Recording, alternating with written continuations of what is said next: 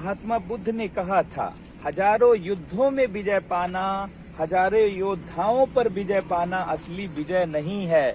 असली विजय है स्वयं पर विजय पाना। जो स्वयं पर विजय पाता है वह अपनी पूरी क्षमता को प्रकट करता है। पूरी दुनिया पर शासन करना बादशाहत कहलाती है। सम्राट क्या करता है? पूरी दुनिया पर शासन करता है। लेकिन असली बादशाहत है स्वयं पर शासन करना। अगर आप स्वयं पर शासन करेंगे तो अपने स्वराट को प्रकट करेंगे, अपनी क्षमता को पूरी तरीके से प्रकट करेंगे।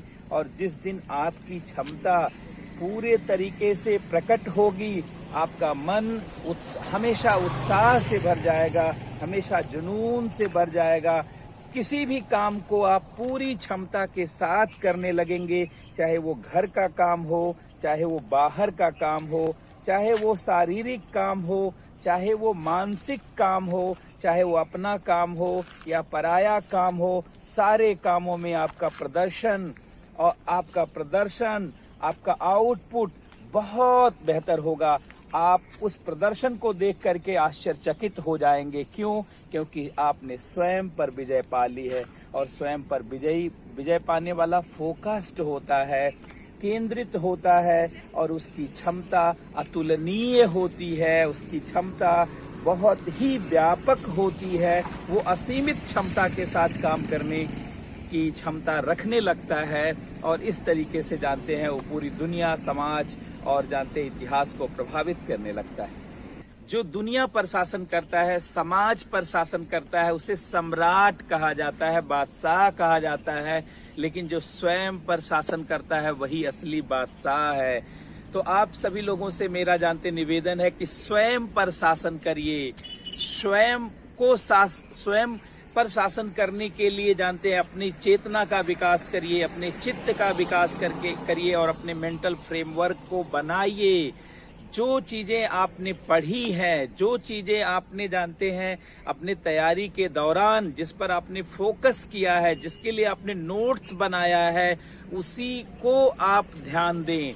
जब भी प्रीलिम्स का एग्जाम आ जाता है या मेंस का एग्जाम आ जाता है, जब भी एग्जाम निकट आ जाता है, आप फोकस्ड रहिए, स्वयं पर विजयी रहिए। आप इधर उधर मत भटकिए, तमाम नोट्स पर मत भटकिए, सोशल नेटवर्किंग साइट पर जाकर के भटकाव नहीं रखिए।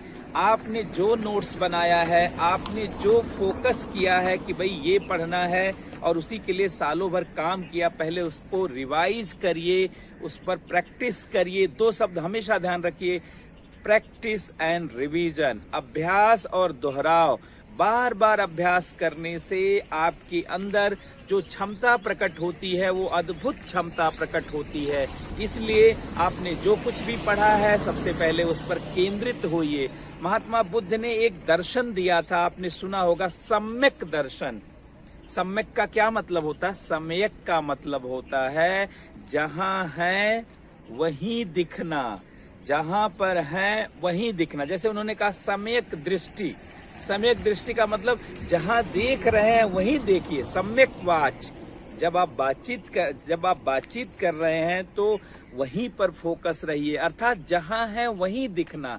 तो मेरे मित्रों, मेरे साथियों, चूंकि आपका एग्जाम बहुत निकट आ गया है, बहुत निकट एग्जाम जब आ जाता है तो आपके पास समय इतना नहीं होता कि आप बहुत सारी चीजों में भटकते रहें और भटकाव रखें। आप फोकस्ड रहिए। जो कुछ भी आपने पढ़ा है वही आपके लिए जानते हैं लाभ का कारक होगा। नई चीजों के पढ़ने से आप कोई भी लाभ नहीं प्राप्त कर पाएंगे।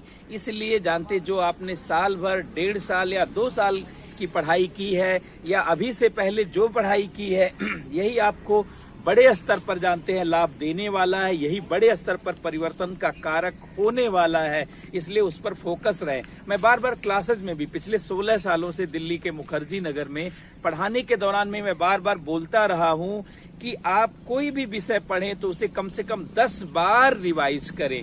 जब आप पहली बार रिवाइज करते हैं तो लगता है किसी और की किताब है, किसी और का नोट्स है। मान लीजिए आपने मेरा क्लास नोट पढ़ा, तो कई बार आप जब पहली बार पढ़ेंगे तो लगेगा उपेंद्र अनमोल का क्लास नोट है, लेकिन दूसरी बार जब आप पढ़ेंगे तो धीरे धीरे आपके अंदर एक जानते हैं थॉट प्रोसेस, थिंकिंग प्रोसेस शुरू होता है।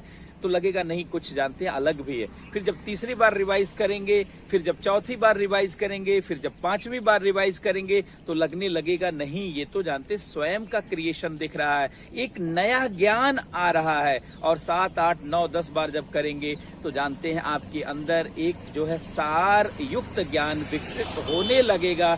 उस ज्ञान का कारक कोई नहीं होगा, उस ज्ञान का कारक सिर्फ आप होंगे। लेकिन अगर आप बार बार रिवीजन और प्रैक्टिस करेंगे तभी ऐसे निष्कर्षों तक पहुंच पाएंगे, तभी ऐसी स्थिति तक पहुंच पाएंगे। इसलिए आप फोकस रहें, आप बार बार रिवाइज करें, बार बार प्रैक्टिस करें। सफलता का यही एकमात्र मूल मंत्र है। और ध्यान रखें, स्वयं पर बादशाहत कायम करें, स्वयं पर विजयी बनने की कोशिश करें, क्योंकि वास्तविक विजय स्वयं पर विजयी होना है, ना कि जानते हैं समाज पर और ना कि दूसरों पर। हमेशा ध्यान रहे स्वयं पर विजय कैसे प्राप्त किया जाए और स्वयं पर विजय के माध्यम से अपने लक्ष्यों को, अपनी सफलताओं को कैसे अनुकूल बनाया जाए और कैसे ऐतिहासिक बनाया जाए।